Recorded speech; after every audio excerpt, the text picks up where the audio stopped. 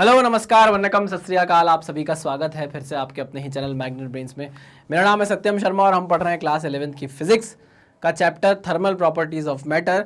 उसका पर्टिकुलरली मैं बोलूँ तो हम एनसीईआरटी न्यूमेरिकल्स चालू करने वाले हैं। जो भी एनसीईआरटी क्वेश्चन है वो सॉल्व करेंगे।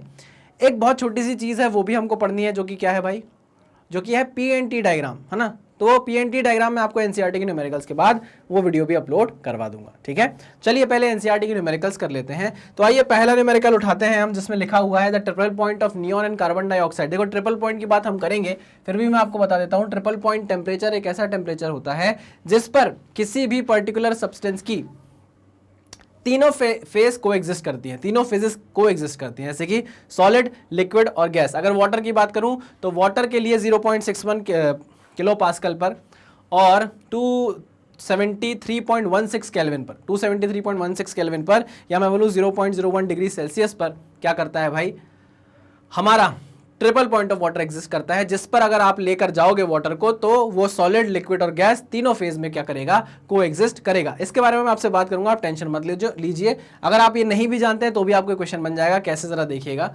Neon and carbon dioxide are 24.56 kelvin and 216.55 kelvin respectively. Express these temperatures on the Celsius and Fahrenheit scales. बाबा यहाँ सिर्फ कन्वर्जन करना है और कुछ भी नहीं करना, है ना। तो अगर आपको नहीं भी पता है तो कोई टेंशन वाली बात नहीं है। आओ, ये रेशमी जुल्फें। हाँ चलो, अब हम जानते हैं कि भाई अगर किसी भी टेम्परेचर को हमको केल्विन में चेंज करना है, किस में चेंज करना है, केल्विन में चेंज करना है।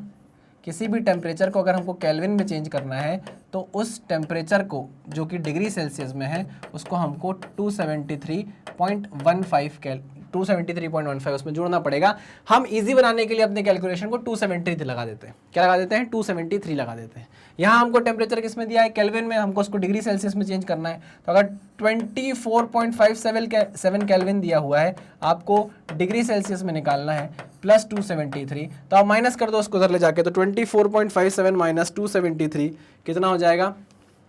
चलो, तो ये डिग्री सेल्सियस में कितना आ गया? डिग्री सेल्सियस में आ गया -248.43 डिग्री सेल्सियस। ठीक है, कोई दिक्कत, कोई परेशानी नहीं सर, कोई भी परेशानी नहीं है। अब 216.55 केल्विन है, उसको आप खुद सॉल्व करके देख लेना, इसी तरीके से सॉल्व हो जाएगा। अब बात आती है कि आपको फ़ारेनहाइट में चेंज करना है, केल्विन को फ़ारेनहाइट में चेंज करना है। याद करो, फ़ारेनहाइट -32, ये आपको कन्वर्जन बताया था, 212 -32 steam point, temperature minus steam point upon ice, temperature minus ice point upon steam point minus ice point, ये होता है ना। ठीक है, kelvin minus ice point 273.15 divided bye 373.15 minus 273.15। ठीक है, कोई दिक्कत, कोई परेशानी नहीं सर, कोई परेशानी नहीं है, बस इसका यूज़ करो। अब यहाँ पे आपको केल्विन में दिया हुआ है, यहाँ पुट करो, आप फ़ारेनहाइट वैल्यू निकाल लोगे। ठीक है, आओ उसको सॉल्व करते हैं। 212 minus 32 f minus 32, 212 minus 32 is 180 is equals to k minus 273.15 divided by, ये कितना हो जाएगा 100, 0 से 0 गया, 2 9 ज़ा 18, 2 5 ज़ा 10, ये भी याद रख सकते हो आप। ठीक है, चलो तो यहाँ वैल्यू पुट करते हैं। कौन सी कर दूँ? ये कर देता हूँ 24.57। तो f minus 32 divide by 9 is equals to 24.57 minus 273.15 divided by 5। क्या कहा मैंने? सही कहा, बिल्कुल सही कहा। लो, 24.57 minus 273.15 divided by 5 into 9 plus 32, value कितनी आ गई? 415, है ना। तो फ़ारेनहाइट में वैल्यू कितनी आ गई? माइनस 415.44 फ़ारेनहाइट है, डिग्री फ़ारेनहाइट। ठीक है ना, ये फ़ारेनहाइट स्केल में आपको मिल जाएगी वैल्यू। ठीक है, क्लियर। चलो दूसरा वाला भी आप खुद सॉल्व कर लेंगे, इसी तरीके से आपको सॉल्व करना है, आंसर आपके पास आ जाएगा। ठीक है, पक्का 100%। चलो नेक्स्ट क्वेश्चन पे चले, आप कर लोगे, है ना। एक एक मैंने आपको करके बता दिया है, दूसरा आप खुद सॉल्व कर लोगे, बहुत इजी था, कुछ भी ऐसा खतरनाक इसमें नहीं था। Next question, two absolute scales, दो एब्सोल्यूट स्केल है ए एंड बी। देखो स्केल कोई भी टाइप की बन सकती है, बस कंपैरिजन रहेगा स्केल के बीच में। Two absolute scales A and B have triple points of water defined to be 200 A is and 350 B.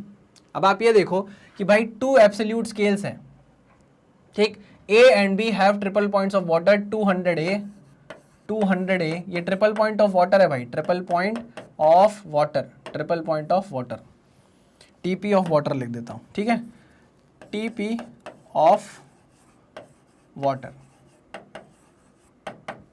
200A and 350B, 350B, और ट्रिपल पॉइंट ऑफ वाटर क्या होता है 273.16 केल्विन।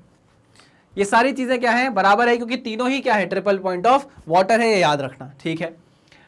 और what is the relation between TA and TB। अब हम देखते हैं कि यार कंपेयर करना पड़ेगा हमको A स्केल को केल्विन स्केल से, B स्केल को केल्विन स्केल से, है ना। तो हम ये जानना चाहते हैं कि जो A स्केल है उसके साइज ऑफ यूनिट्स क्या है, क्या साइज ऑफ यूनिट्स क्या है। तो साइज ऑफ यूनिट्स निकाल रहे हैं हम, क्या निकाल रहे हैं, size of units of scale, units of scale A and B, scale A and B।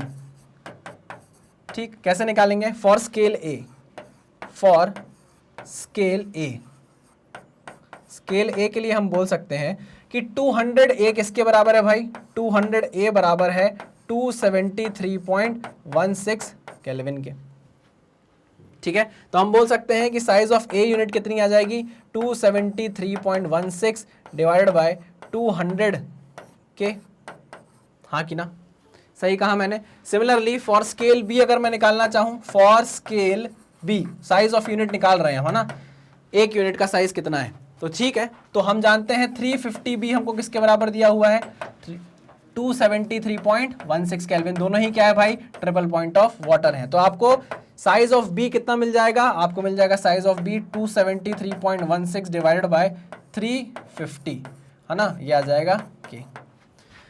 ये साइज ऑफ A स्केल आ गया, ये साइज ऑफ B स्केल आ गया, ठीक है ना। अब हमको देखना है कि अगर इसी टेम्परेचर को केल्विन स्केल में बताना हो, what is the relation between TA and TB पूछ रहा है वो, ठीक।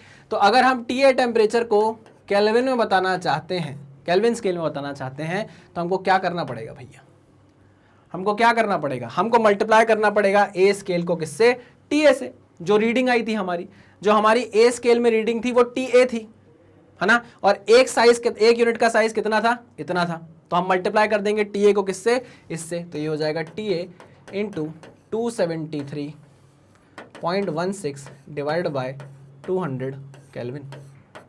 सिमिलरली अगर आपको केल्विन में निकालना है TB को, तो वो क्या हो जाएगा, रीडिंग जो B स्केल में थी इंटू एक B की यूनिट कितनी थी 273.16 डिवाइडेड बाय 350 इंटू के, ठीक। अब एक बात समझो कि ये सारे टेम्परेचर्स क्या है भाई आपस में बराबर है, क्योंकि क्या है, ये भी ट्रिपल पॉइंट ऑफ वाटर है, ये भी ट्रिपल पॉइंट ऑफ वाटर है, तो इसको तो आपस में क्या होना पड़ेगा, बराबर होना ही पड़ेगा। तो चलिए अब मैं क्या करता हूँ, TA एंड TB के बीच में रिलेशन निकाल लेता हूँ। आइए तो चलो डिवाइड करते हैं TA by TB, TA by TB, TA in kelvin is equal to TB in kelvin, क्योंकि दोनों ही क्या है ट्रिपल पॉइंट ऑफ वाटर है ना। तो चलो TA इंटू 273.16 डिवाइडेड बाय 200, है ना, is equal to TB into 273.16 divided by कितना है 350 केल्विन। तो देखो आप TA बाय TB का रेशो निकालते हैं, TA बाय TB का रेशो निकालेंगे, TA बाय TB का रेशो निकालेंगे, कितना आएगा TA बाय TB का रेशो, तो ये TA TB नीचे आ जाएगा, ये ऊपर चला जाएगा, तो 273.16 divide by 350 into 200 divided by 273.16, ये कट जाएगा इससे, कट जाएगा इससे, ये जाएगा 5 4 ज़ा 25, 7 ज़ा 35, 4/7। तो TA बाय TB का रेशो कितना आ गया 4/7 आ गया। ये रिलेशन है TA और TB के बीच में, ठीक है। चलो भाई आगे बढ़े, है ना। बहुत ही क्लासिक क्वेश्चन था, थोड़ा कंफ्यूज कर सकता है, लेकिन सिंपल मैथ्स का क्वेश्चन है, कुछ भी ऐसा खास इसमें नहीं है। आगे बढ़ते हैं, नेक्स्ट क्वेश्चन, नेक्स्ट क्वेश्चन क्या है, the electrical resistance in ohms of a certain thermometer varies with temperature according to the approximate law R is equals to R0 1 plus alpha T minus T0. The resistance is 101.6 ohm at the triple point of water which is temperature 273.16। मतलब यहाँ पर कुल मिलाकर आपको एक resistance thermometer दिया गया है, रेजिस्टेंस थर्मोमीटर। थर्मोमेट्री क्या बताती है, थर्मोमेट्री में आपको उन सारी प्रॉपर्टीज को पढ़ना पड़ता है जो प्रॉपर्टीज डायरेक्टली टेम्परेचर से रिलेटेड हो। यानी कि अगर टेम्परेचर में चेंज आ रहा है तो उस प्रॉपर्टी में भी चेंज आ जाएगा, और उस प्रॉपर्टी के चेंज को आप नाप के बता सकते हो कि टेम्परेचर में कितना चेंज आया होगा। तो इनडायरेक्टली आप टेम्परेचर नाप रहे हो किसी प्रॉपर्टी की मदद से, उसको क्या बोलते हैं, थर्मोमेट्री बोलते हैं। यहां पर आप रेजिस्टेंस थर्मोमीटर का यूज कर रहे हो, और यहां पर आपकी थर्मोमेट्रिक प्रॉपर्टी है रेजिस्टेंस। रेजिस्टेंस की मदद से आप टेम्परेचर कैलकुलेट कर रहे हो, ठीक है ना। आपको रिलेशन दे दिया गया है R is equal to R naught 1 plus alpha T minus T naught. देखो दिस इज कॉन्स्टेंट, किसी पर्टिकुलर, ये क्या है, एक कांस्टेंट है। एक सेकेंड, अरे हट जा भैया, क्या हो गया, सो रहे हो क्या तुम भी हैं? बच्चों ऐसे मेरे बच्चे मुझे देख रहे हैं, भी सो रहे होंगे, है ना। पानी वानी मारो अपनी आंखों पे, पानी वानी पियो ज़्यादा, है ना। नींद नहीं आनी चाहिए। क्वेश्चन को जब मैं देता हूँ उसको आप पॉज करके पेन पेपर उठा के सॉल्व किया करो, नहीं तो दिमाग भारी हो जाएगा, चलेगा नहीं, समझ रहे हो। वैसे भी लॉकडाउन का टाइम चल रहा है, आप लोग वैसे भी पढ़ाई कम ही कर रहे होगे, वैसे भी खेल कूद कम हो रहा होगा, तो दिमाग का जो काम होता है ना चलने का, वो कम हो जाता है, ठीक है। तो ये कांस्टेंट है, और ये भी क्या टेम्परेचर है, कांस्टेंट है, सराउंडिंग का टेम्परेचर होगा, या किसी पर्टिकुलर केस में आपको टेम्परेचर दे देगा। जैसे कि आप ये देखो, the resistance is 101.6 at the triple point. अब ट्रिपल पॉइंट फिक्स्ड है, उसका टेम्परेचर भी फिक्स्ड है, तो रेजिस्टेंस फिक्स कर दिया कांस्टेंट, और टेम्परेचर भी फिक्स कर दिया ट्रिपल पॉइंट ऑफ वाटर पे। और आपको बोल रहा है कि 165.5 रेजिस्टेंस है ओम, 165.5 ओम का रेजिस्टेंस है at the normal melting point of lead. जब लीड जो आपका लेड होता है वो मेल्टिंग पॉइंट क्या है उसका, ये केल्विन, और उस पर रेजिस्टेंस कितना आ रहा है, इतना आ रहा है।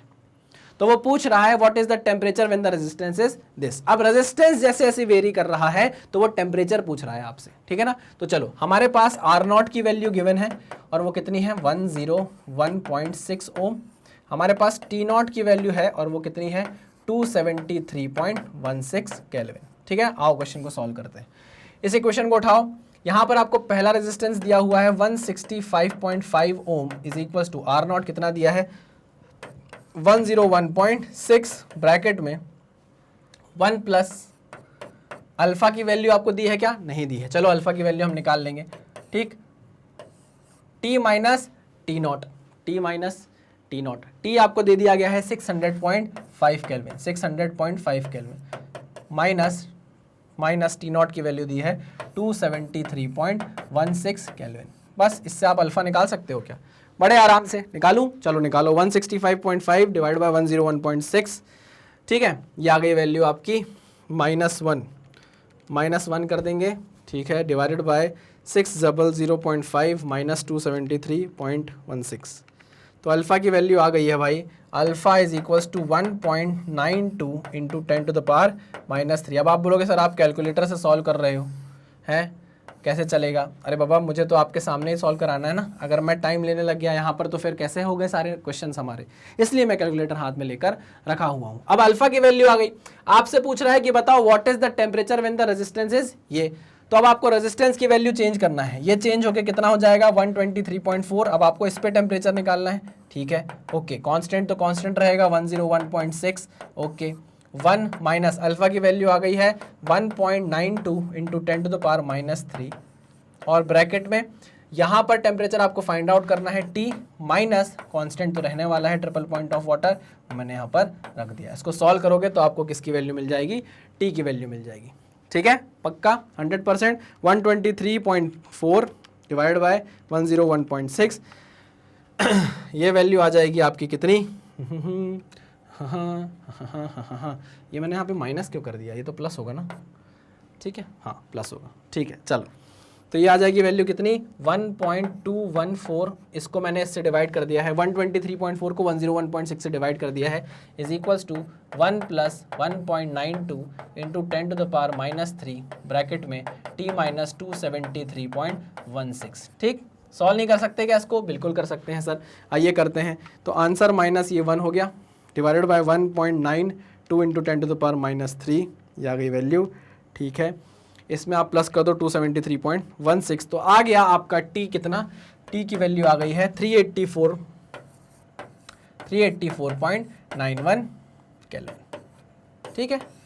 ऐसे क्वेश्चन है, बड़े आसान से क्वेश्चन है। हाँ इसमें ये आपसे पूछा जा सकता है कि बताओ इसमें थर्मोमेट्रिक प्रॉपर्टी क्या है, तो यहाँ रेजिस्टेंस थर्मोमीटर यूज हुआ है और इसमें थर्मोमेट्रिक प्रॉपर्टी है रेजिस्टेंस, याद रखना, ठीक है।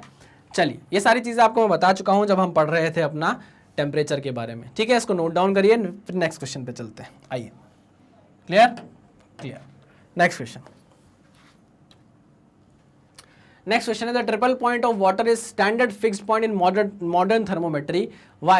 What is wrong in taking the melting point of ice and the boiling point of water as standard fixed point as was originally done in Celsius scale? बाबा इसको कुछ कराने की जरूरत नहीं है मुझे, क्योंकि मैं आपको जब अभी पीटी डायग्राम पढ़ाऊंगा तो वहां पर भी इसके बारे में थोड़ा सा बता दूंगा, बट यहां पर भी आप जान लीजिए। देखो, triple point of water is a standard fixed point in modern thermometry. क्या हुआ था, जब शुरू में हमने थर्मोमीटर बनाए थे ना, तो वहां पर हमने जो भी कैलिब्रेशन किया था, जो भी इनिशियली हमने माना था, तो हमने माना था कि टेम्परेचर दो जगह बढ़िया रीडिंग देता है, एक तो होता है आइस पॉइंट और एक होता है स्टीम पॉइंट। हाँ कि ना, हाँ कि ना। हर स्केल में आप देख लो, हर स्केल में आप देख लो, एक आइस पॉइंट फिक्स्ड है और एक स्टीम पॉइंट फिक्स है, पुरानी थर्मोमेट्री में, पुरानी जब हम पुरानी स्केल बनाते थे। लेकिन जैसे ही मॉडर्न थर्मोमेट्री में आ पाए, आपने ट्रिपल पॉइंट ऑफ वाटर को क्या मान लिया, स्टैंडर्ड पॉइंट मान लिया। ऐसा क्यों? तो यार हम जानते हैं कि जब भी ये जो स्टीम पॉइंट होते हैं, ये जो आइस पॉइंट होता है, ये प्रेशर डिपेंडेंट होते हैं। क्या? आइस पॉइंट, स्टीम पॉइंट, ये सब क्या होते हैं, प्रेशर डिपेंडेंट होते हैं। अगर आप प्रेशर बदल दोगे, जैसे अगर आपसे बोला जाए कि वाटर का बॉइलिंग टेम्परेचर बताओ, तो आप बोलोगे वाटर का बॉइलिंग टेम्परेचर है सर 100 डिग्री सेल्सियस, लेकिन ये अधूरा आंसर है। आपको बोलना चाहिए सर वाटर का बॉइलिंग टेम्परेचर है 100 डिग्री सेल्सियस एक एटमॉस्फेरिक प्रेशर पे। अगर आप प्रेशर चेंज कर दोगे ना, तो वाटर का बॉइलिंग टेम्परेचर क्या हो जाएगा, चेंज हो जाएगा। आई मेरी बात समझ में? हाँ सर, पक्की बात है? हाँ सर, पक्की बात है। तो यार यही चीज होती है जिसके कारण हमको ये पता चला कि भैया यहाँ पर जो आइस पॉइंट और स्टीम पॉइंट है, ये तो प्रेशर डिपेंडेंट है। मतलब अगर कल के दिन आपने अपने थर्मोमीटर को उठा के कहीं ऐसी जगह आप ले गए, मान लो बहुत हायर एल्टीट्यूड में ले गए जहां प्रेशर कम है, तो वहां आइस पॉइंट और स्टीम पॉइंट तो बदल जाएंगे, और जब आइस पॉइंट और स्टीम पॉइंट बदल जाएंगे तो फिर थर्मोमीटर तो अलग रीडिंग देने लग जाएगा। तो इसलिए बोला गया कि आइस पॉइंट और स्टीम पॉइंट को आप क्या करो, हटाओ और एक पॉइंट, नया पॉइंट लेकर आओ, जिसको आप बोलोगे ट्रिपल पॉइंट ऑफ वाटर, और उसको स्टैंडर्ड फिक्स्ड पॉइंट बनाओ, क्योंकि ट्रिपल पॉइंट ऑफ वाटर किसी भी प्रेशर और टेम्परेचर पर चेंज नहीं होता है। ठीक है, प्रेशर चेंज करने से वो चेंज नहीं होता है, वो एक फिक्स्ड वैल्यू है।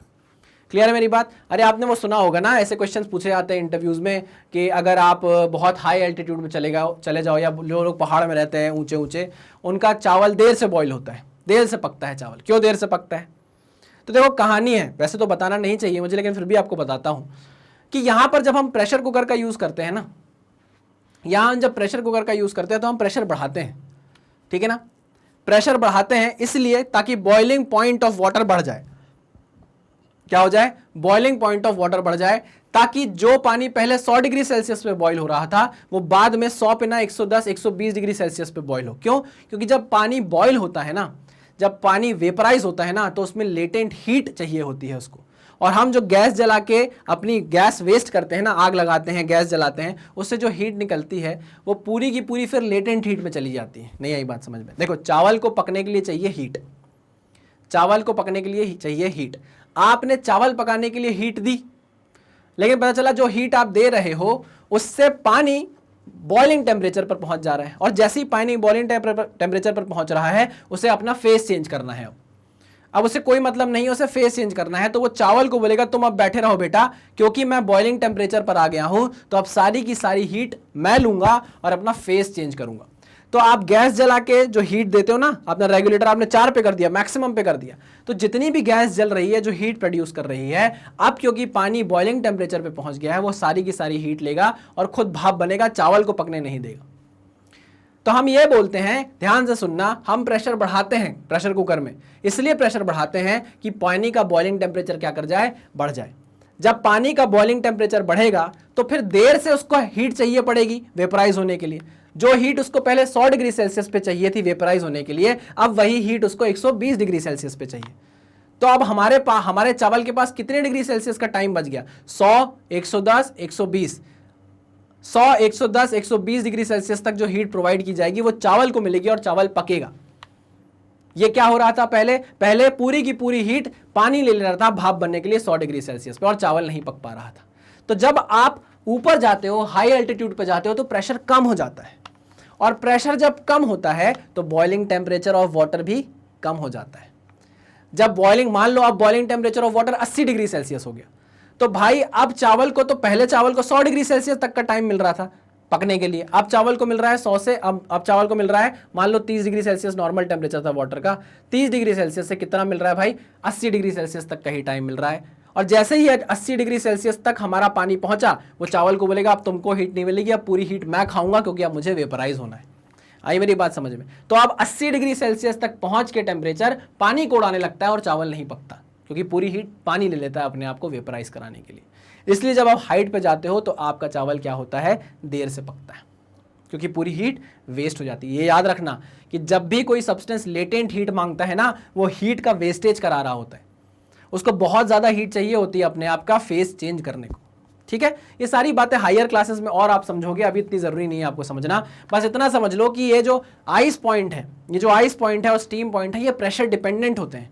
आपने कल के दिन एटमॉस्फेयर प्रेशर चेंज किया तो आइस पॉइंट और स्टीम पॉइंट क्या हो जाएंगे, चेंज हो जाएंगे, और आपका थर्मामीटर गड़बड़ रीडिंग देने लगेगा। तो हमने बोला कि हमको एक स्टैंडर्ड फिक्स्ड पॉइंट चाहिए, और वो स्टैंडर्ड फिक्स्ड पॉइंट क्या था, ट्रिपल पॉइंट ऑफ वाटर, जिसको आप 273.16 केल्विन बोलते हो। ठीक है, 270 ट्रिपल पॉइंट ऑफ वाटर, हो ट्रिपल पॉइंट ऑफ वाटर। कहानी समझ में आई आपको कि नहीं समझ में आई? 273.16 केल्विन। ठीक है ना, प्रेशर होता है 0.61 किलो पास्कल। ठीक है ना, ये होती है वाटर का ट्रिपल पॉइंट पे उसकी प्रॉपर्टीज। चलो आगे बढ़ते हैं, ये आपको समझ में आ गया होगा, है ना। तो जैसे ही आप हाई, समझना बात को, जैसे ही आप हाई एल्टीट्यूड पे जाते हो प्रेशर कम होता है तो बॉइलिंग पॉइंट ऑफ टेम्परेचर भी कम होता है। तो जल्दी पानी को जल्दी ज़्यादा हीट चाहिए होती है अपने आप को वेपराइज कराने के लिए, अपने फेस को चेंज कराने के लिए, इसलिए वेस्टेज बहुत जल्दी होता है और चावल को हीट नहीं मिलती। ठीक है, चलो ये उसी क्वेश्चन का दूसरा पार्ट है। There were 2 fix points in the original Celsius scale as mentioned above. जैसे अभी पिछले क्वेश्चन में बताया कि ओरिजिनली 2 फिक्स पॉइंट हुआ करते थे, एक आइस पॉइंट और एक मेल्टिंग पॉइंट, यानी कि हमारा एक बॉइलिंग पॉइंट है ना, स्टीम पॉइंट। वो दोनों इसलिए हमने बाद में चेंज कर दिया, उसको इसलिए हटा दिया क्योंकि वो प्रेशर डिपेंडेंट थे। प्रेशर चेंज होता था तो वो पॉइंट भी क्या हो जाते थे, चेंज हो जाते थे। ठीक है, which were assigned the number 0 degree Celsius 100 degree Celsius respectively on the absolute scale. One of the fixed point is the triple point of water, है ना, which on the Kelvin absolute scale is assigned the number 273.16 Kelvin. What is the other fixed point on the Kelvin scale? Other fix point तो as such नहीं है, एक ही fix point है हमारा। वो point कौन सा है भाई, ट्रिपल पॉइंट ऑफ वाटर। ठीक है, चलो नेक्स्ट क्वेश्चन। नेक्स्ट है the absolute temperature Kelvin scale T is related to temperature degree Celsius on the Celsius scale by TC is equals to T minus 273.15। ठीक है, why do we have 273.15 in this relation and not 273.16? देखो 0 degree Celsius जो Celsius scale में दिखता है हमको normal हमारे atmospheric pressure पे, क्या बोला मैंने, 0 डिग्री सेल्सियस जो आपको सेल्सियस स्केल में दिखता है आपका आइस पॉइंट, वो क्या होता है, स्टैंडर्ड प्रेशर पे होता है, एटमॉस्फेरिक प्रेशर पे। ठीक है, उसकी करस्पॉन्डिंग वैल्यू एब्सोल्यूट स्केल में, केल्विन स्केल में आपको क्या मिलती है, 273.15 केल्विन मिलती है। 273.16 केल्विन तो ट्रिपल पॉइंट ऑफ वाटर है ना। अगर आपने उसमें से ये टी में से ये माइनस कर दिया तो आप triple point of water minus करोगे। हमको क्या चाहिए, हमको चाहिए जो डिग्री सेल्सियस में आपको दिख रहा है वो केल्विन में कैसा दिखेगा। तो डिग्री सेल्सियस में जो आपको 0 डिग्री सेल्सियस दिखता है वो केल्विन में आपको 273.15 केल्विन दिखता है, इसलिए हमने इसको माइनस किया है, 273.16 को नहीं, क्योंकि ये ट्रिपल पॉइंट ऑफ वाटर है। ठीक है, चलिए, है ना। ये सारी चीज़ें देखो मैं यहाँ पर लिखवा भी सकता था आपको कि मैं पहले से यहाँ पे लिख कर ले आता और आपको बता देता लो भाई ऐसा ऐसा है, नहीं, लेकिन हम जब तक डिस्कशन नहीं करेंगे आपको समझ में नहीं आएगा। तो मैं इसलिए डिस्कस कर रहा हूँ कि ये सारी चीज़ें क्या है। एनसीईआरटी में आपको ये चारों क्वेश्चन एक साथ दिखाई देंगे, लेकिन क्योंकि पूरी स्लाइड भर जाती है इसलिए हमने क्या किया, इसको एक एक स्लाइड में रखा है। चलो next, what is the temperature of the triple point of water on an absolute scale whose interval size is equal to that of the Fahrenheit scale? बाबा ये तो अब आप कर सकते हो ना, क्या, what is the temperature of the triple point of water on an absolute scale whose unit interval size is equal to that of the Fahrenheit scale? अब आपको कन्वर्जन करना है, केल्विन स्केल का फ़ारेनहाइट स्केल में conversion करना है। बहुत बार कर चुके हैं, ये सारी चीज़ें बहुत ईजी हैं आपके लिए। आइए भाई नेक्स्ट क्वेश्चन पर चलते हैं। 2 ideal gas thermometers A and B use oxygen and hydrogen respectively. The following observations are made, है ना। Temperature, pressure, triple point of water लिया है हमने और normal melting point of sulphur लिया है। उसका आपको प्रेशर दिया है थर्मोमीटर ए पर, प्रेशर थर्मोमीटर ए पर दिया है इतना और इतना, और प्रेशर थर्मोमीटर बी पर आपको दिया है इतना और इतना। ठीक है ना, पूछ रहा है what is the absolute temperature of normal melting point of sulphur as read by the thermometer A and B. Absolute temperature आपसे पूछा जा रहा है। देखो यहाँ पे आइडियल गैस थर्मोमीटर्स लिए गए हैं। जरा समझना कहानी को। आइडियल गैस थर्मोमीटर दो टाइप के होते हैं। आइडियल गैस थर्मोमीटर बेसिकली दो टाइप के होते हैं जो हमको पढ़ने होते हैं। ना वो कौन से होते हैं बता देता हूं आपको। आइडियल गैस थर्मोमीटर एक है आपका, एक होता है आपका कांस्टेंट वॉल्यूम गैस थर्मोमीटर, एक होता है कांस्टेंट वॉल्यूम गैस थर्मोमीटर, और एक होता है constant pressure gas thermometer. Constant pressure gas thermometer. Constant volume gas thermometer में pressure is the thermometric property. Pressure is the thermometric property. अभी सब समझाऊंगा, टेंशन मत लेना। Pressure is the thermometric property. Thermometric property and constant pressure gas thermometer में volume is the thermometric property. Volume is the thermometric property. क्या मतलब है इसका? देखो, आइडियल गैस थर्मोमीटर दो टाइप के होते हैं, कांस्टेंट वॉल्यूम गैस थर्मोमीटर, एक कांस्टेंट प्रेशर गैस थर्मोमीटर। आप आइडियल गैस थर्मोमीटर में या तो प्रेशर की मदद से टेम्परेचर नापते हो या तो वॉल्यूम की मदद से टेम्परेचर नापते हो। जब मैं यहां बोलता हूं pressure is the thermometric property, तो आप प्रेशर के चेंज से टेम्परेचर का चेंज पता लगाते हो कि इस प्रेशर पे ये टेम्परेचर था तो इस प्रेशर पे कितना टेम्परेचर होगा, है ना। तो आप यहां टेम्परेचर किसकी मदद से निकाल रहे हो? प्रेशर की मदद से निकाल रहे हो। इसलिए ये प्रेशर थर्मोमेट्रिक प्रॉपर्टी बनेगी और थर्मोमीटर को आप क्या बोलोगे? Constant volume gas thermometer. ठीक। दूसरे केस में आप देखो, आप वॉल्यूम के चेंज की मदद से टेम्परेचर का चेंज बताओगे कि इस पर्टिकुलर वॉल्यूम पे ये टेम्परेचर था तो इस वॉल्यूम पे बताओ कितना टेम्परेचर होगा। तो यहां वॉल्यूम थर्मोमेट्रिक प्रॉपर्टी बनेगी और आप थर्मोमीटर को क्या बोलोगे? Constant pressure thermometer. क्लियर है मेरी बात? इनमें दोनों ही केसेस में एक रिलेशन आपको काम आएगा, PV is equals to NRT. क्या काम आएगा? PV is equals to NRT. ठीक। अगर वॉल्यूम कांस्टेंट है, कांस्टेंट वॉल्यूम गैस थर्मोमीटर है, वॉल्यूम आपने कांस्टेंट कर दी, तो प्रेशर का टेम्परेचर के साथ क्या रिलेशन है? डायरेक्ट रिलेशन है कि नहीं है? बिल्कुल है। तो हम लिख सकते हैं क्या? P1 by P2 is equals to T1 by T2। मतलब अगर आपको मैं P1 दे दूं, T1 दे दूं और P2 दे दूं तो आप T2 निकाल सकते हो। बिल्कुल निकाल सकते हो। ये कब कर सकते हो? जब कांस्टेंट वॉल्यूम गैस थर्मोमीटर हो। Constant volume gas thermometer. ठीक। चलो, अगर आपको बोलते कांस्टेंट प्रेशर थर्मोमीटर है, कांस्टेंट प्रेशर गैस थर्मोमीटर है, तो आप बोलोगे कांस्टेंट प्रेशर गैस थर्मोमीटर में pressure is constant. Constant pressure is constant, तो वॉल्यूम का रिलेशन टेम्परेचर के साथ आया, डायरेक्ट रिलेशन। तो आप यहां बोल सकते हो V1 by V2 is equals to T1 by T2। ठीक है ना। इससे भी आप वही टेम्परेचर कैलकुलेट कर सकते हो। ठीक, पक्का 100%? हाँ सर। अब क्वेश्चन पे वापस चलते हैं। आओ, यहां पर आपको प्रेशर कांस्टेंट दिख रहा है क्या थर्मोमीटर में? ना।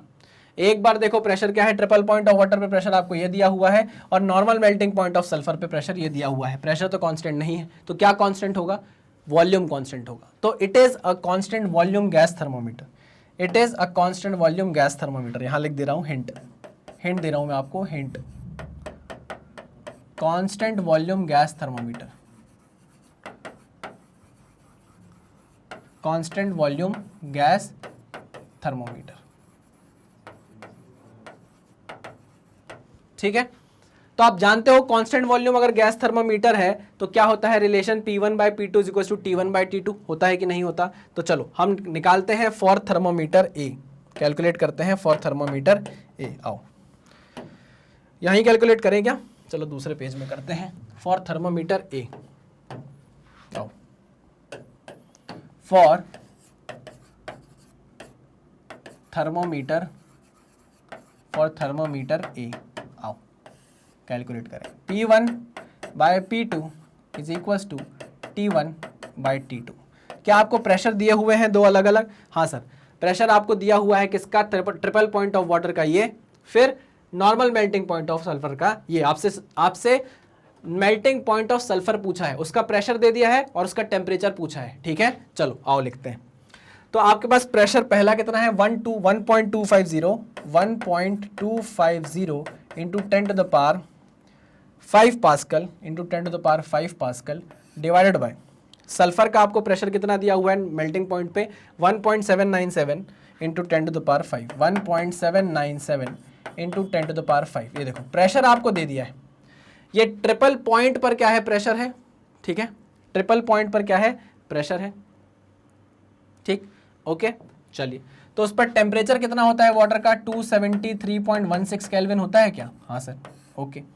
अब इस पर आपको टेम्परेचर पता करना है, तो यहाँ पे वैल्यू रख दो T और इसको कैलकुलेट करो कितना आ रहा है। आओ कैलकुलेट करते हैं, 273.16 into 1.797 into 10 to the power 5 divided by 1.250 into 10 to the power 5, value कितनी आ गई, 392.69।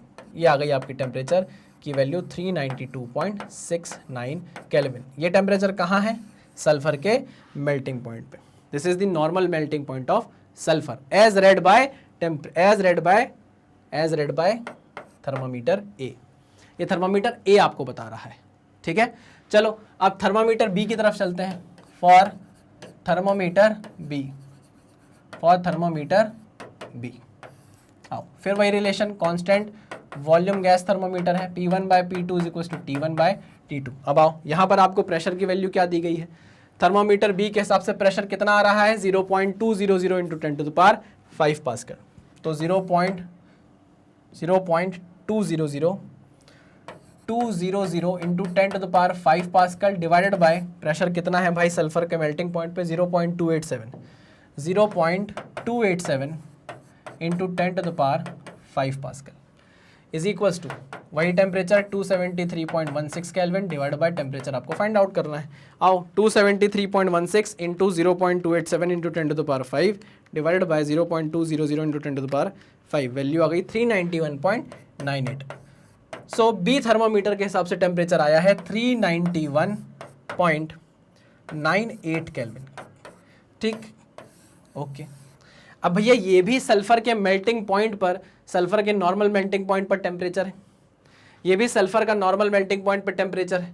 भाई उसी सल्फर के दो अलग अलग टेम्परेचर कैसे आ रहे हैं मेल्टिंग पॉइंट के, भाई जब सब्सटेंस एक है, सब्सटेंस जब एक है, भाई वाटर है, वाटर का अगर आइस पॉइंट 0 डिग्री सेल्सियस पर है तो भाई आइस 0 डिग्री सेल्सियस पर ही जमेगी ना, ऐसा तो है नहीं कहीं और लेकर जा रहे हो उधर तो वहां जाके 0 डिग्री सेल्सियस के अलावा कहीं और पॉइंट पे जम गई, नहीं भाई। जब ये नॉर्मल मेल्टिंग पॉइंट केल्विन में आया है, किसका सल्फर का, तो भाई ये भी तो केल्विन में ही आ रहा है, ये अलग अलग क्यों है, दोनों ही मेल्टिंग पॉइंट है सल्फर के। तो यार यहाँ पर जो ये चेंज आ रहा है क्वेश्चन में, वो पूछ रहा है what is the absolute temperature of the normal melting point of sulphur as read by thermometer A and B. और आगे क्वेश्चन था, शायद इसमें लिखा है आगे कि नहीं लिखा है, ठीक, वो पूछ रहा है what do you think is the reason behind slight difference in answers of the thermometers A and B. देखो वो पूछ रहा है कि ये जो आंसर आपके आ रहे हैं इसमें स्लाइट डिफरेंस क्यों है, ये थर्मामीटर की रीडिंग में डिफरेंस क्यों है, दोनों ही तो मेल्टिंग पॉइंट ऑफ सल्फर बता रही हैं। तो इसका रीजन आपको मैं बताना चाहूंगा, ध्यान से सुनिएगा। देखिए जब मैंने आपको आइडियल गैस थर्मोमीटर बताए ना, आइडियल गैस थर्मोमीटर हमेशा एक जैसे रीडिंग देते हैं, चाहे आप कोई सा भी आइडियल गैस थर्मोमीटर ले आओ, ठीक है ना। अब आइडियल गैस थर्मोमीटर में आप कौन कौन सी गैसेस डाल सकते हो, जितनी भी गैसेस हैं, चाहे नाइट्रोजन हो गई, हाइड्रोजन हो गई, हीलियम हो गई, कोई भी गैस लेकर आओ आपको रीडिंग एक जैसी ही मिलेगी। शर्त यह है कि जो भी गैस आप इस आइडियल गैस थर्मोमीटर में यूज कर रहे हो वो एक आइडियल गैस जैसा बिहेव करे, मतलब वो लो प्रेशर पे हो। किस पर हो, लो प्रेशर पे हो। नहीं आई मेरी बात समझ में। देखो आइडियल गैस थर्मोमीटर किसी भी गैस पे एक जैसा टेम्परेचर, एक जैसी रीडिंग देता है।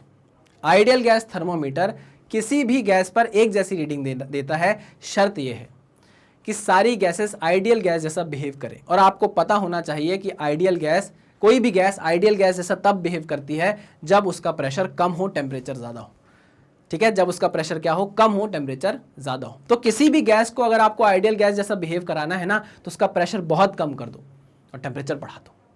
या तो प्रेशर बहुत कम कर दो या तो टेम्परेचर बढ़ा दो, आपको वो गैस एक आइडियल गैस जैसा बिहेव करते हुए दिखेगी। तो यहाँ पर जो रीडिंग में चेंज आ रहा है, यहाँ पर जो आंसर में चेंज आ रहा है वो इसलिए आ रहा है, कहाँ गया, यहाँ जो आंसर में चेंज हो जा, यहाँ जो आंसर में चेंज आ रहा है वो इसलिए आ रहा है कि आपने जो गैस कंसिडर की होगी, वो आपने जो गैस कंसिडर की होगी वो आइडियल गैस जैसा बिहेव नहीं कर रही होगी। हो सकता है वो हाई प्रेशर पे होगी, लो टेम्परेचर पे होगी। समझ रहे हो मेरी बात। ये चीज़ मैं इसलिए बता रहा हूँ क्योंकि ये डिस्कशन का पॉइंट है। अभी हम काइनेटिक थ्योरी ऑफ गैसेस में चलेंगे ना, वहाँ आपको ज़्यादा अच्छे से समझ में आएगा। अभी हमने इन सारी चीज़ों को डिस्कस नहीं किया है, इसलिए शायद आपको थोड़ी सी दिक्कत हो, लेकिन जब आप केजीटी में चलोगे ना, केटीजी में चलोगे ना, तब आपको समझ में आएगा। फिर से रिपीट करता हूं, कोई भी गैस आइडियल गैस की तरह तब बिहेव करती है जब उसका प्रेशर क्या हो, जब उसका प्रेशर कम हो या फिर टेम्परेचर ज़्यादा हो। तो यहाँ जो रीडिंग में डिफरेंस आ रहा है वो इसलिए आ रहा है कि आपने जो गैस ली होगी वो हाई प्रेशर पर ले ली होगी या लो टेम्परेचर पर ले ली होगी, इसलिए ऐसा हुआ है, क्योंकि वो आइडियल गैस जैसा बिहेव कर ही नहीं पा रही। ठीक है, ठीक है, चलो ये अच्छा क्वेश्चन था, आगे बढ़ते हैं, इसको नोट डाउन कर लो आप। ठीक, चलिए, ये जो चीज़ें मैं आपको बताता हूँ, मुंह से जो बोल बोल के बताता हूँ, ये भी नोट्स हैं, इसको भी आपको नोट करना चाहिए भाई, है ना। अब हम जब 11th-12th में आ जाते हैं ना, एक आपको सबसे बड़ा डिफरेंस बताता हूँ। 10th से आप जैसे 11th में आते हो ना, 10th तक आपको चीज़ें डिक्टेट कराई जाती हैं। डिक्टेट मतलब बताया जाता है हर बात में कि भाई ये लो, ये पॉइंट है, इसको लिखो, या लिखवा दिया जाता है, बोर्ड पे लिख दिया, पूरे हर पॉइंट लिखवा दिया और बोला कि भाई ये छाप लो। 10th से आप जैसे 11th में आते हो तो आपको नोट्स बनाने की कला सीखनी पड़ती है, कि जो फैकल्टी पढ़ा रहा है वो नोट्स तो देगा, लेकिन बोलते बोलते वो कुछ ऐसी नॉलेज डिलीवर कर देता है जो आपको अपने नोट्स में लिख लेना पड़ता है, अपने नोटबुक में तुरंत उतार लेना चाहिए, ताकि वो चीज़ें आपके लिए हमेशा हमेशा के लिए स्टोर हो जाए। समझ रहे हो? तो मैं यहाँ पर जो बोलता हूँ वो बहुत इंपॉर्टेंट है, प्लीज़ उसको भी अपनी कॉपी में लिख लिया करिए। ठीक है, चलिए आगे बढ़ते हैं नेक्स्ट क्वेश्चन पे। What is the next question? इसको तो क्लियर कर दो सर पहले। हाँ, what is the next question? ये है question, steel tape 1 metre long is correctly calibrated for a temperature 27 degree Celsius. मतलब ये जो स्टील टेप है ये सही तरीके से काम करेगा 27 डिग्री सेल्सियस पर। ठीक है, the length of a steel rod measured by this tape is found to be 63 centimetre. The length of a steel rod measured by this tape is found to be 63 centimeter on a day when the temperature is 45 degree Celsius. अब भैया temperature कितना है जिस पर आप नापातोली कर रहे हो? 45 डिग्री सेल्सियस। कैलिब्रेट करा किस टेम्परेचर पे है? 27 डिग्री सेल्सियस पे। तो क्या होगा? थर्मल एक्सपेंशन होगा। ठीक है, okay. What is the actual length of the steel rod on that day? उस टाइम की स्टील रॉड की क्या एक्चुअल लेंथ थी? What is the length of the same steel rod on a day when the temperature is 27 degree Celsius? बाबा जब 27 degree Celsius था तो उसकी ओरिजिनल लेंथ कितनी होगी? भाई ओरिजिनल लेंथ तो 63 सेंटीमीटर ही होगी, है ना। 63 सेंटीमीटर ही होगी ओरिजिनल डे पे। अभी कैसे आपको आगे जाके समझाता हूँ, पहले हम ये देखते हैं कि जब टेम्परेचर 27 डिग्री सेल्सियस से 45 डिग्री सेल्सियस पहुंचा तो कितना डेल्टा टी हुआ, टेम्परेचर डिफरेंस कितना है? तो आप बोलोगे 45 माइनस 27 कितना हो गया? 8 7 15 18 डिग्री सेल्सियस। कितना? 18 डिग्री सेल्सियस का टेम्परेचर डिफरेंस है। ठीक है, okay. Coefficient of linear expansion of steel आपको दे दिया है, इतना है। चलो हम ये ध्यान देते हैं कि जब नॉर्मल डेज थे, है ना, at 20 degree Celsius, at 27 degree Celsius, मान लीजिए स्केल पे 1 सेंटीमीटर के बीच का डिस्टेंस इतना था, दिस इज 1 सेंटीमीटर, है ना। थोड़ा बड़ा करके दिखा रहा हूँ आपको, समझने की कोशिश करना क्या बता रहा हूँ। देखो ये स्केल में गैप है 2 यूनिट के बीच में, एक ये, और ये कितना है भाई? इसको नॉर्मल टेम्परेचर पे जब कैलिब्रेट किया था 27 डिग्री सेल्सियस पे, तो इस डिस्टेंस को हमने 1 सेंटीमीटर बोला था।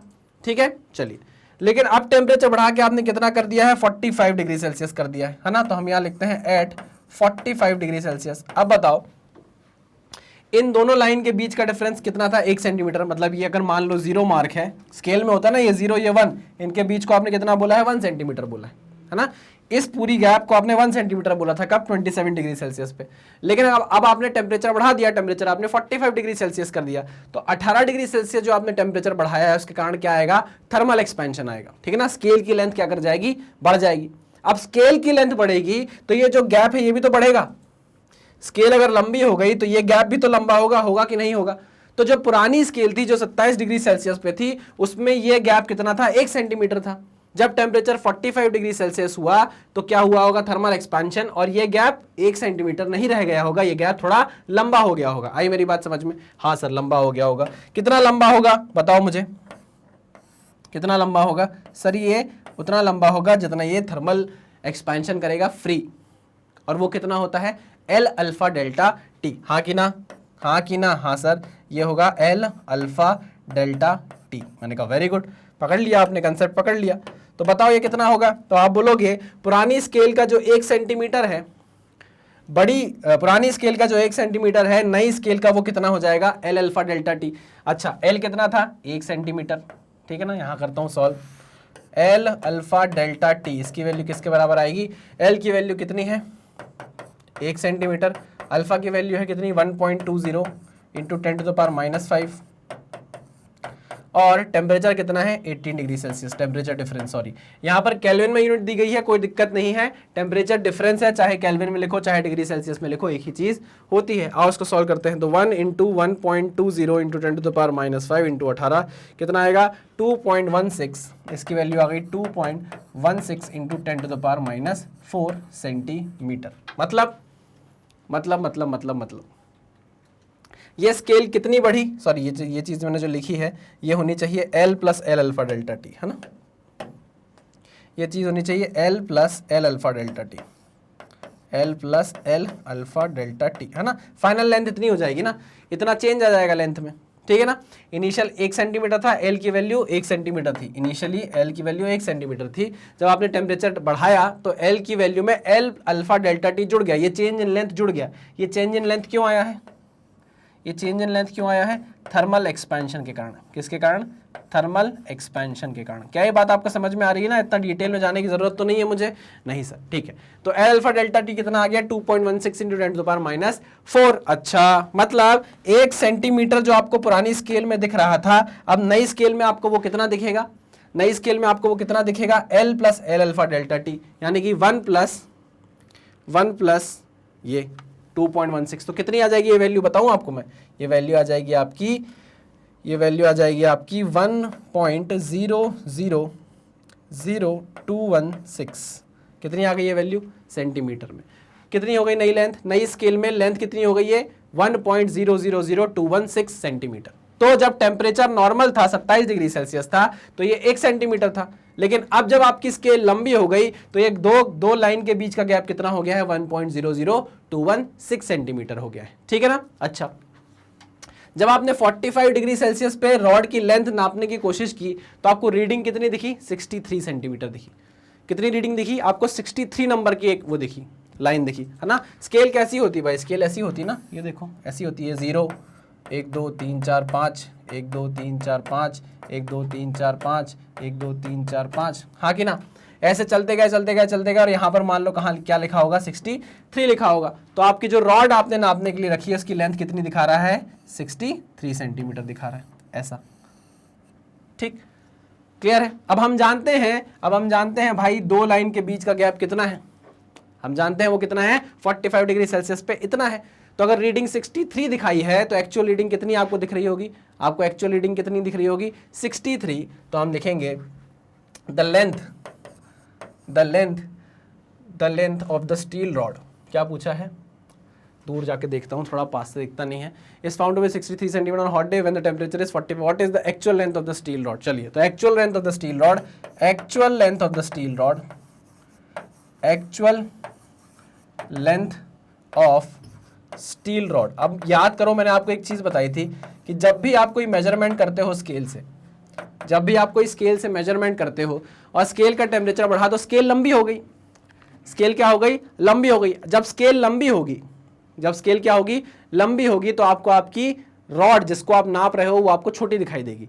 तो एक्चुअल में आपको 63 सेंटीमीटर दिखा रहा है, बट ऐसा नहीं होगा, इसकी वैल्यू थोड़ी ज्यादा होनी चाहिए। तो एक्चुअल लेंथ कितनी होगी 63 सेंटीमीटर इंटू एक दो लाइन के बीच का गैप कितना है, कहाँ गया, ये है, ठीक है ना, ये है 1.0000216। तो उसको मल्टीप्लाई कर दिया हमने 1.0000216 सेंटीमीटर से। तो कितना आ जाएगा आंसर भैया, आंसर आ जाएगा 63.0136 centimetre.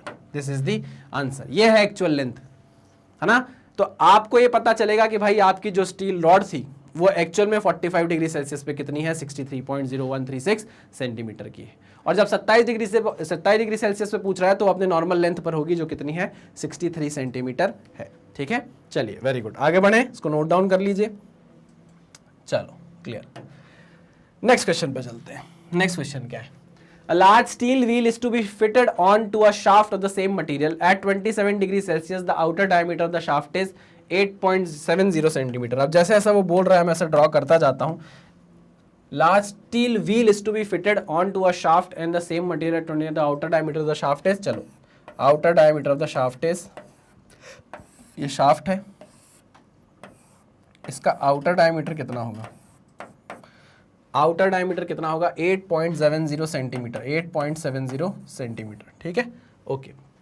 And the diameter of the central hole in the wheel is 8.69 centimetre.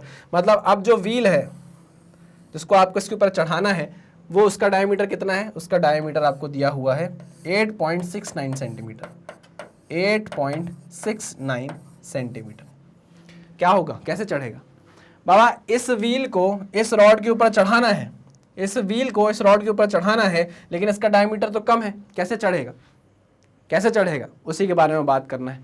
The shaft is cooled using dry ice. अब शाफ्ट को क्या किया जाएगा, कूल किया जाएगा। इस शाफ्ट को क्या किया जा रहा है भाई, कूल किया जा रहा है, ताकि उसका डायमीटर किसके बराबर आ जाए, इसके बराबर आ जाए।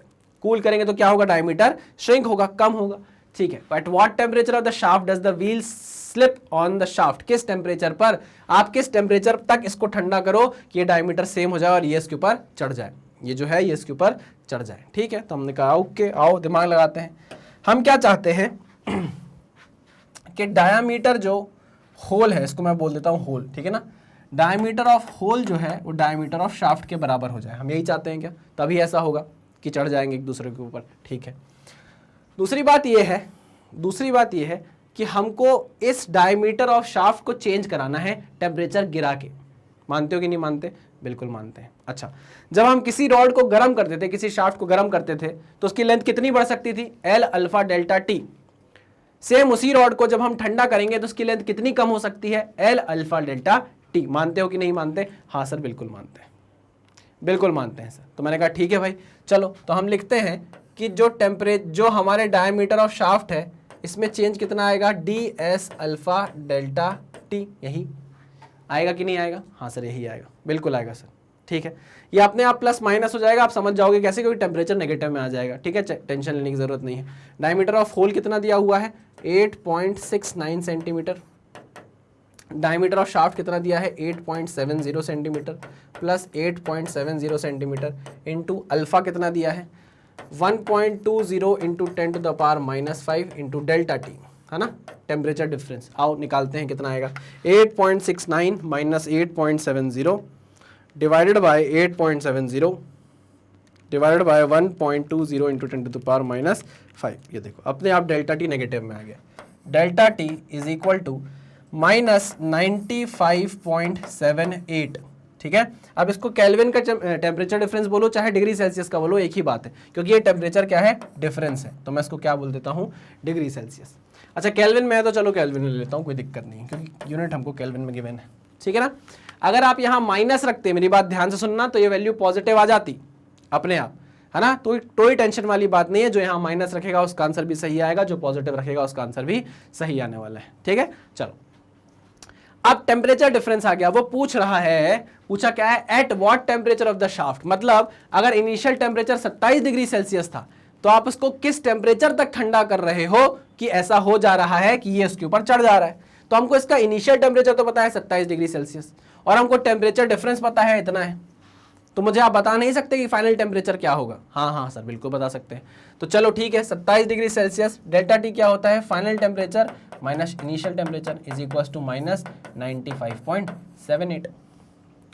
फाइनल टेम्परेचर मुझको निकालना है, इनिशियल टेम्परेचर कितना था, 27 डिग्री सेल्सियस, ठीक, इज इक्वल टू -95.78, ठीक। ये जाएगा -95.78 प्लस 27, तो वैल्यू आ जाएगी फाइनल टेम्परेचर की कितनी है, -68.78 डिग्री सेल्सियस। ये आ गई आपकी फाइनल टेम्परेचर, कि आपको इस रॉड को इनिशियल टेम्परेचर इसका कितना रखना है, दिया हुआ है आपको 27 डिग्री सेल्सियस, और इसको ड्रॉप करा के आप फाइनल टेम्परेचर जब कितना कर दोगे, -68.78 डिग्री सेल्सियस कर दोगे, तो इसका डायमीटर श्रिंक हो जाएगा, कम हो जाएगा, और वो किसके बराबर हो जाएगा, इसके बराबर, और ये इसके ऊपर चढ़ जाएगा।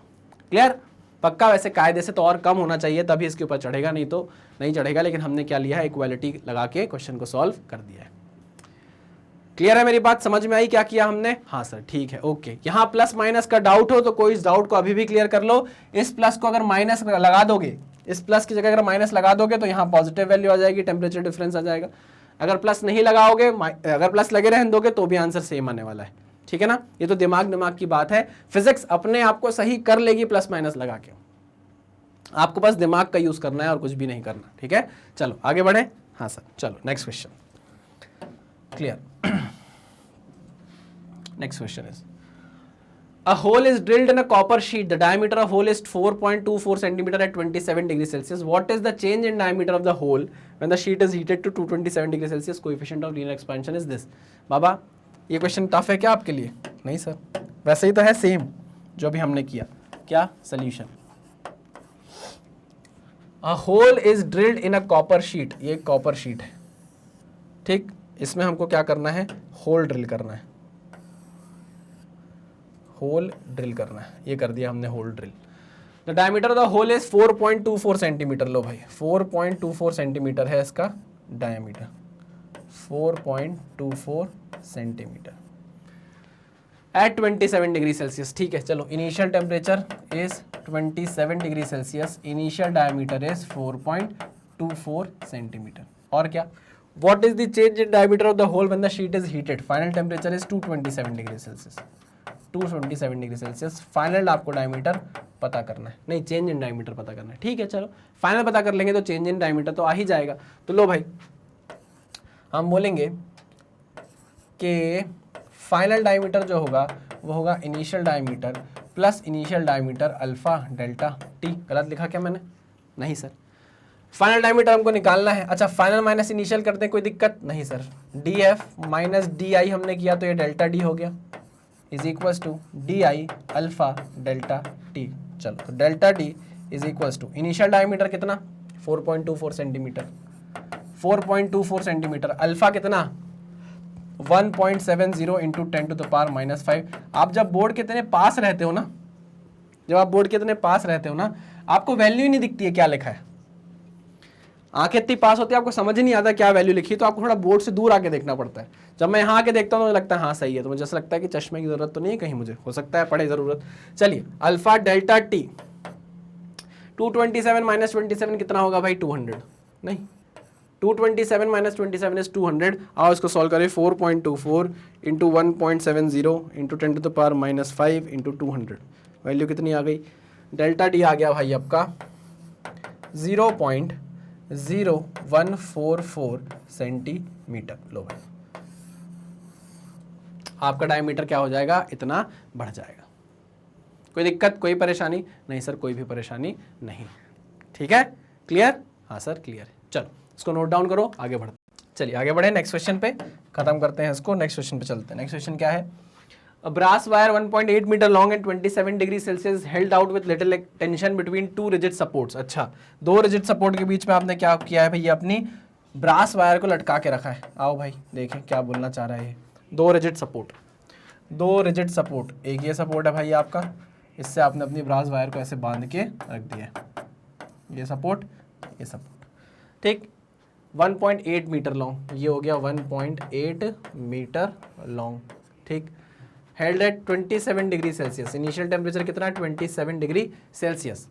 लिटिल टेंशन, ऑब्वियस सी बात है कि आप दो सपोर्ट के बीच में इसको ऐसे बांध के रखोगे तो टेंशन आएगा ये ब्रास वायर में, ठीक है। If the wire is cooled to a temperature of -39 degree Celsius, अब फाइनल टेम्परेचर आपको बोल दिया -39 डिग्री सेल्सियस है ना, टेम्परेचर डिफरेंस याद रखना, निकालना पड़ेगा।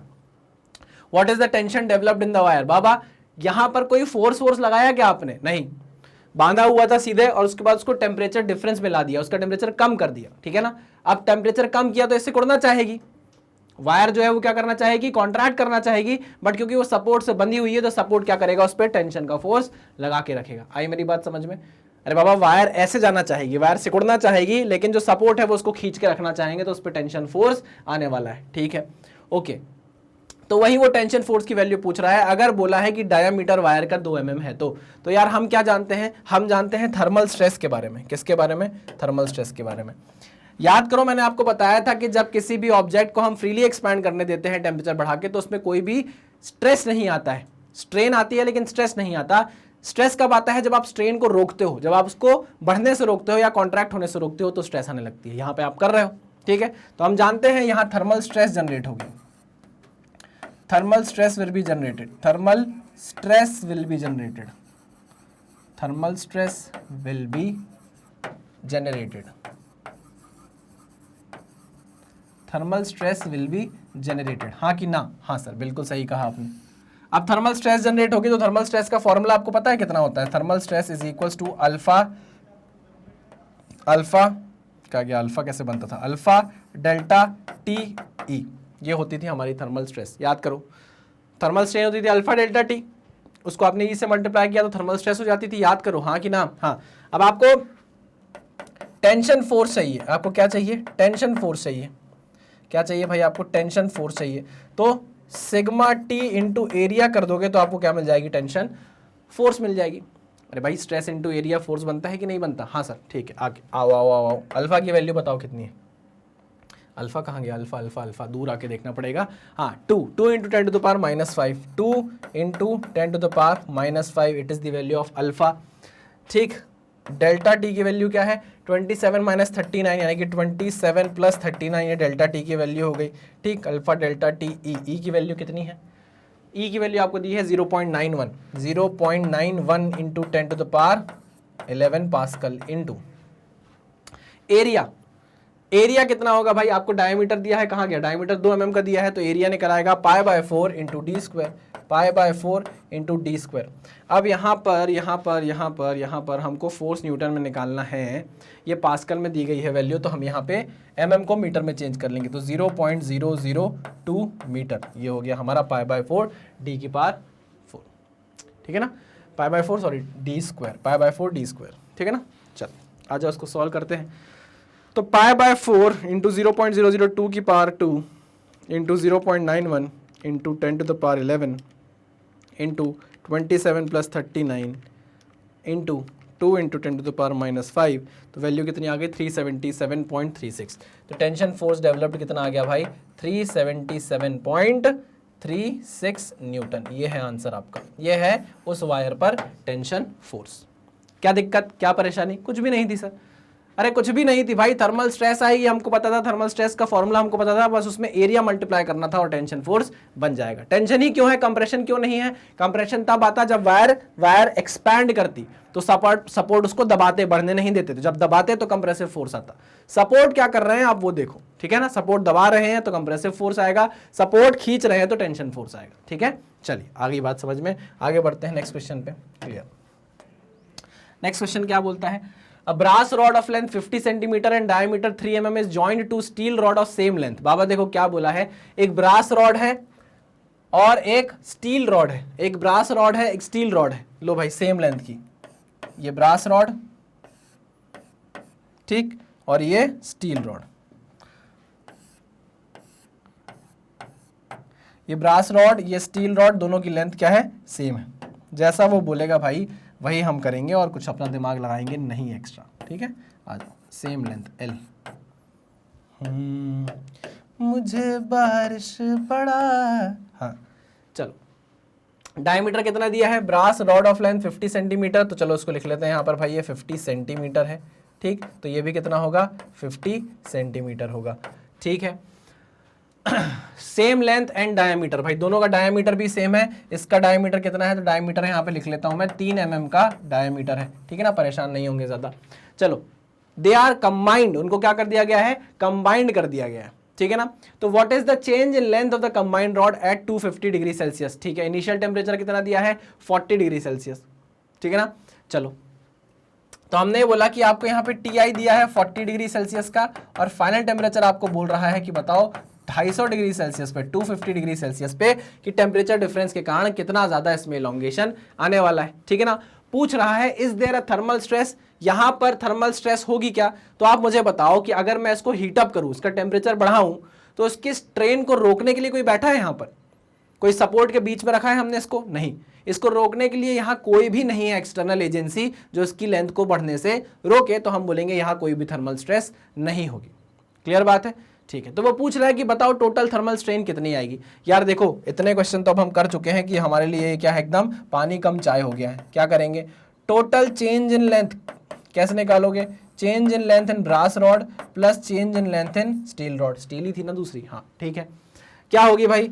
ये होगी L alpha delta T. L तो सेम है दोनों का, L भी। बाबा देखो ना, ब्रास की लेंथ और स्टील की लेंथ क्या है? बराबर है। ठीक, तो plus L alpha steel into delta T. Delta T भी दोनों के लिए सेम है, 250 माइनस 40 यानी 210 डिग्री सेल्सियस। इसको आप सॉल्व करोगे तो आपको क्या मिल जाएगा, टोटल चेंज इन लेंथ मिल जाएगा। ठीक है, सारी वैल्यूज गिवन है ना, कोई दिक्कत है क्या? नहीं सर, कोई भी दिक्कत नहीं है। तो जब इतने ईजी क्वेश्चन है तो हम इनको क्या करेंगे बाबा, बार बार सॉल्व करके। एक ही चीज है, एक ही कंसेप्ट है, एक ही मेथड है। ठीक है, चलिए ओके, इसको नोट डाउन कर लीजिए, फिर आगे बढ़ते हैं। चलो next question. The coefficient of volume expansion of glycerine is this. What is the fractional change in its density for 30 degree Celsius in temperature? बाबा बहुत ही सही सिंपल क्वेश्चन है, आओ देखते हैं, इसको भी सॉल्व करते हैं धड़ाधड़।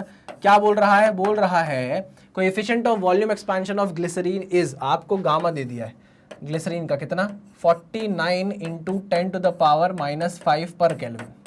ठीक, what is the fractional change in density? अच्छा ठीक है, देख लेते हैं भाई। तो हम जानते हैं कि change in volume per unit volume is equals to what, V gamma delta T. ठीक है, V dash minus delta V को हम क्या लिख सकते हैं, V dash minus V is equals to V gamma delta T. लिख सकते हैं कि नहीं? बिल्कुल लिख सकते हैं। सो वी डैश का मतलब क्या हो गया, V plus V gamma delta T. ठीक, या फिर हम बोल सकते हैं V dash is equals to V 1 plus gamma delta T. लिख सकते हैं कि नहीं लिख सकते? बिल्कुल लिख सकते हैं। आओ वैल्यूज पुट करें।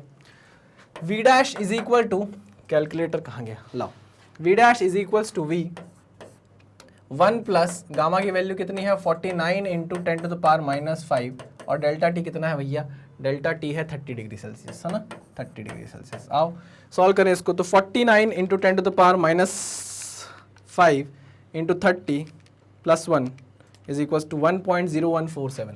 तो v डैश की वैल्यू आ गई 1.0147 v। ठीक है, चलिए वेरी गुड। अब हम जानते हैं कि डेंसिटी क्या होती है भाई, डेंसिटी होती है मास अपॉन वॉल्यूम। होती है कि नहीं होती? बिल्कुल होती है।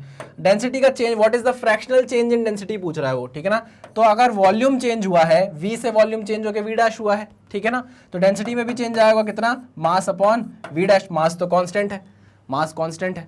ठीक है, चलिए तो हम यहाँ पर v डैश की जगह 1.0147 v लिख सकते हैं क्या, 1.0147 v, हाँ कि ना? हाँ सर लिख सकते हैं। ठीक है, पक्का? हाँ सर। तो हमको फ्रैक्शनल चेंज इन डेंसिटी निकालना है, फ्रैक्शनल चेंज इन डेंसिटी। तो वो कैसे निकलेगी, वो निकलेगी delta minus delta dash upon delta. ठीक है, फ्रैक्शनल चेंज इन डेंसिटी। चलो इसको आप सॉल्व करते हैं, इसको हम सॉल्व करते हैं। तो m upon V minus m upon 1.0147 v upon m upon v। ठीक, पक्का 100%। चलो तो m अपॉन v काटना, आप इसको सॉल्व करना तो आपके पास आंसर आ जाएगा। ठीक है ना, फ्रैक्शनल चेंज इन डेंसिटी आ जाएगा। ठीक है, दिस इज द सॉल्यूशन। बस आपको इससे ज्यादा और कुछ नहीं करना है, आपको मेन ध्यान देना था इस फॉर्मूले पे, इस रिलेशन पे, और बस आपका आंसर यहाँ पर आकर खत्म हो जाता है। ठीक है, पक्का 100%। अच्छा, इसको और आसान बनाने के लिए हम ये भी तो कर सकते हैं कि m अपॉन वी को हम क्या लिख लें, 1 डिवाइड बाय आंसर। ये हो जाएगा कितना, ये हो सकता है 0.9855 m upon V. m upon V को आप क्या बोल रहे हो, डेंसिटी रो। तो आप इसको इस तरीके से भी रिप्रेजेंट कर सकते हो क्या, कि rho dash is equals to 0.9855 rho. अब इसको आसान है और सॉल्व करना, ठीक है ना। Rho minus rho dash upon rho, value put करना, आंसर निकाल लेना, आपके पास बिल्कुल सही आंसर आ जाने वाला है। ठीक है, पक्का 100%। चलो तो 1 माइनस दिस अपॉन 1 आएगा आंसर आपका। फ्रैक्शनल चेंज कितना आएगा, rho minus rho dash upon rho की वैल्यू आने वाली है 0.0144। ठीक है, क्लियर। चलिए कुछ भी नहीं है, बस सिंप्लीफाई करना था। चलो आगे बढ़ते हैं नेक्स्ट क्वेश्चन पे। चलिए भाई क्या बोलता है नेक्स्ट क्वेश्चन बोल रहा है 10 kilowatt a 10 kilowatt drilling machine is used to drill a bore in small aluminium block of mass 8 kg। बाबा आपको एल्यूमिनियम के ब्लॉक का मास दे दिया है 8 kg। एक एल्यूमिनियम का ब्लॉक है, उसका मास कितना है, 8 kg है। उसमें आप क्या कर रहे हो, एक होल को ड्रिल कर रहे हो, किसकी मदद से, एक 10 किलोवाट पावर की मशीन से। एक मशीन है, ड्रिलिंग मशीन है, कितना पावर कंज्यूम करती है, 10 किलोवाट की, और उससे क्या कर रहे हो आप, एक 8 kg के एल्यूमिनियम ब्लॉक में क्या कर रहे हो, होल कर रहे हो। ठीक है, how much is the rise in temperature of the block in 2.5 minutes.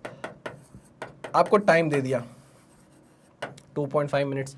Assuming 50% of power is used up in heating the machine itself और लॉस्ट टू द सराउंडिंग। मतलब जितनी पावर है उसका 50% क्या कर रही है, हीट अप कर रही है। जितनी पावर कंज्यूम हो रही है उतनी पावर का 50% क्या कर रहा है, हीट अप कर रहा है ब्लॉक को, ठीक है। और ऐसा कब तक, कितने टाइम तक चल रहा है, 2.5 मिनट तक चल रहा है, ठीक है। तो पूछ रहा है in heating the machine itself और loss to the surrounding specific heat of aluminium is this. हमको पता क्या करना है, हमको पता क्या करना है, how much is the rise in temperature. Rise in temperature आपको पता करना है, लिख कर रख लेता हूं मैं, डेल्टा टी पता करना है, ठीक।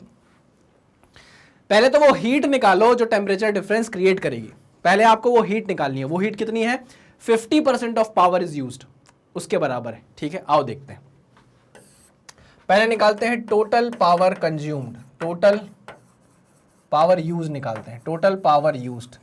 कैसे निकालोगे, 10 किलोवाट की ड्रिलिंग मशीन है, ठीक है ना, मतलब इसको मैं वॉट में चेंज करता हूं, 10 × 10⁻³ वॉट, ठीक है ना। वॉट मतलब जूल पर सेकेंड। कितने सेकेंड तक चली है ये, 2.5 मिनट तक चली है, ठीक है ना। तो 2.5 मिनट लिखता हूं मैं, 2.5 मिनट्स, 2.5 मिनट्स, ठीक है ना। तो इसको आपको चेंज करना पड़ेगा सेकेंड्स में। एक मिनट में कितने सेकेंड होते हैं, 1 मिनट में 60 सेकेंड होते हैं। 2 मिनट में 120 हुए, 120 हुए, और 120 और 130 कितना हो गया, ये 150 सेकेंड। अरे हाँ कि ना बाबा, 1 मिनट में 60, 2 मिनट में 120, 2.5 मिनट में 150, ठीक है। तो यहाँ पे मैं मल्टीप्लाई कर देता हूँ 150 सेकेंड से, सेकेंड कट जाएगा, तो ये कितना हो गया, 10 × 10⁻³ × 150। तो कितनी एनर्जी हुई है भाई यूज, कितनी एनर्जी यूज हुई है, यहाँ मैं लिखता हूँ टोटल एनर्जी यूज, पावर तो नहीं हो जाएगी, टोटल एनर्जी यूज हो जाएगा, है ना, एनर्जी यूज्ड, ठीक है भाई। 1500203, चलो इतनी जूल की एनर्जी लग गई आपकी 2.5 मिनट में। अच्छा, लेकिन ये पूरी यूज हुई है क्या ब्लॉक की हीट का, ब्लॉक को हीट अप करने के लिए? नहीं, इसका 50% यूज हुआ है ब्लॉक को हीट अप करने के लिए। मेरी बात समझ रहे हो कि नहीं समझ रहे हो? हाँ सर, तो आओ energy used to heat up, energy used to heat up is 50%, 50/100 into this value, हाँ कि ना? हाँ, तो कितना हो जाएगा ये आंसर इंटू 0.5 कितना हो जाएगा ये 75,000, 75,000 नहीं 750,000, 750,000 जूल। क्लियर है? ये वो एनर्जी है जो क्या करेगी, आपके ब्लॉक को हीट अप करेगी। अब देखो, ये एनर्जी जितनी जाएगी वही तो ब्लॉक गेन करेगा। आई मेरी बात समझ में? तो हम लिखने वाले हैं 750,000 इज नथिंग बट कैलोरीमीटर से, कैलोरीमेट्री से MC या MS डेल्टा T। आओ, मास आपको एल्यूमिनियम ब्लॉक का दिया हुआ है, आपको स्पेसिफिक हीट दी हुई है, आपको डेल्टा T निकालना था, बस फटाक से इसको रखो वैल्यू। M आपको दिया है 8 kg, स्पेसिफिक हीट आपको दी हुई है 0.91 जूल पर ग्राम दी है ना, जूल पर ग्राम दी हुई है। तो आप 8 kg को क्या लिख दो भाई, 8000 ग्राम लिख दो, यूनिट बैलेंस करना है ना, ठीक है। इनटू डेल्टा T आपको निकालना है, डेल्टा T आपको निकालना है। चलो सॉल्व करते हैं इसको। चलो, तो 750,000 डिवाइड बाय 8000 इंटू 0.19 वैल्यू कितनी आ जाएगी डेल्टा T की, 493। तो डेल्टा T की वैल्यू कितनी आ गई, 493 केल्विन लिख दो, है ना, चेंज है। चलो आ गई वैल्यू, चलो इसको नोट डाउन करो फिर आगे चलिए। अभी एक चीज़ मैंने नोटिस की कि यहाँ पे वैल्यू आपको 0.91 दी है, मैंने यहाँ पे 0.19 रख दिया है, इसलिए आंसर शायद थोड़ा डिफर कर जाएगा। 0.91 लेकर आप सॉल्व करना तो आंसर कुछ और आ जाएगा, ठीक है ना। 0.91 लेके सॉल्व करना है, मैंने यहाँ पे हल्की सी गलती कर दी थी। चलिए आप इसको वैल्यू को रखेंगे, सॉल्व करेंगे तो आपका आंसर आ जाएगा। चलिए भाई नेक्स्ट क्वेश्चन पे चलते हैं। नेक्स्ट क्वेश्चन क्या है, copper block of mass 2.5 kg is heated in a furnace to a temperature of 500 degree Celsius and then placed on large ice block. एक कॉपर ब्लॉक था, उसको गर्म किया, उसको आइस ब्लॉक के ऊपर रख दिया। What is the maximum amount of ice that can melt. बाबा, जितना हीट आपकी कॉपर ब्लॉक लॉस करेगी उतना ही कौन हीट गेन करेगा, उतना ही हीट गेन कौन करेगा, आइस ब्लॉक हीट गेन करेगा, ठीक है। चलो बस यही कंसेप्ट हमको लगाना था, क्वेश्चन ऑलरेडी सॉल्व हो चुका है। आ जाओ, जो हीट यहाँ से छोड़ेगा आपका कॉपर ब्लॉक, जो कॉपर ब्लॉक छोड़ेगा वही हीट कौन एब्जॉर्ब करेगा, आइस एब्जॉर्ब करेगी। तो हम बोल रहे हैं heat rejected by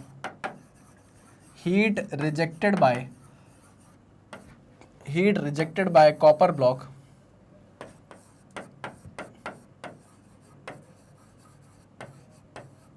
is equal to heat rejected by copper block is equals to heat absorbed by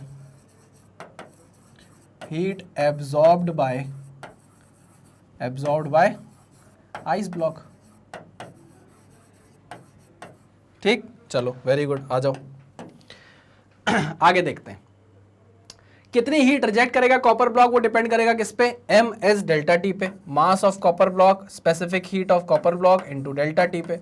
ठीक, अब क्योंकि आइस मेल्ट होनी है तो यहां पर मास of ice into latent heat of ice आएगी कि नहीं, लेटेंट हीट ऑफ फ्यूजन, हाँ कि ना, हाँ सर, ठीक है, दी गई है क्या लेटेंट हीट ऑफ फ्यूजन, दी गई है। चलिए, तो मास ऑफ कॉपर ब्लॉक कितना दिया है, 2.5 kg, यहां पर लगता हूं वैल्यू में 2.5 kg, है ना। स्पेसिफिक हीट कितनी दी है, 0.39 जूल पर ग्राम दी गई है, तो इसको क्या कर दो भाई, ग्राम में चेंज कर दो, 2,500 ग्राम कर दो इसको।